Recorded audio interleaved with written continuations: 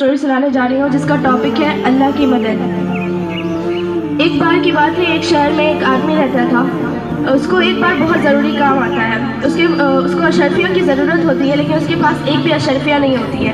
وہ بہت سوچتا ہے کہ اس کو کس کے پاس جانا چاہیے جو اس کو اشرفیہ دے سکتا ہے۔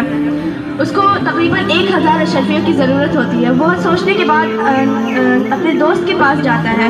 اس کا دوست ندی کے دوسرے پار رہتا تھا۔ وہ اپنے دوست کے پاس جاتا ہے اور کہتا ہے کہ بھائی مجھے 1000 اشرفیوں کی ضرورت ہے، تم اس مہینے مجھے دے دو، اگلے مہینے میں تمہیں واپس کر دوں گا۔ اس کا دوست مان جاتا ہے، لیکن وہ من میں سوچتا ہے کہ ابھی تو میں اسے اشرفیہ دے دوں گا، لیکن کیا پتہ یہ اپنے بات سے مکر جائے اور مجھے اشرفیہ واپس نہ کرے۔ یہ سوچ کے وہ کہتا ہے کہ اگلے مہینے تم مجھے واپس کر دو گے، لیکن ایک ایسا دن مقرر کرو جس دن تم مجھے اشرفیہ لا کے واپس کرو گے۔ یہ بات چیت ہونے کے بعد وہ جو آدمی رہتا ہے وہ واپس اپنے گھر چلا جاتا ہے۔ اس کا کام جب ختم ہو جاتا ہے تو اس کے پاس واپس 1000 اشرفیہ آتی ہیں۔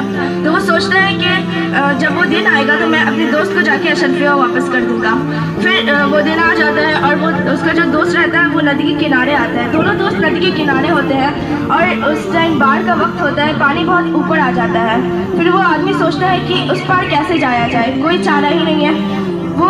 اس کے سامنے ایک لکڑی کا ٹکڑا بہہ رہا ہوتا ہے، تو وہ سوچتا ہے کہ اسی کے اندر اشرفیہ ڈال کے بہا دی جائے، ہو سکتا ہے اس کے پاس پہنچ جائے۔ اس کے بعد وہ آدمی وہ لکڑی کا ٹکڑا اٹھاتا ہے، اپنے گھر لے جاتا ہے، اس کو کاٹ کے اس کے اندر اشرفیہ ڈال دیتا ہے اور پانی میں ڈال کے اللہ تعالیٰ سے دعا کرتا ہے کہ اللہ میں نے اپنے دوست سے وعدہ کیا تھا کہ میں اسے اگلے مہینے اس کے اشرفیہ واپس کر دوں گا۔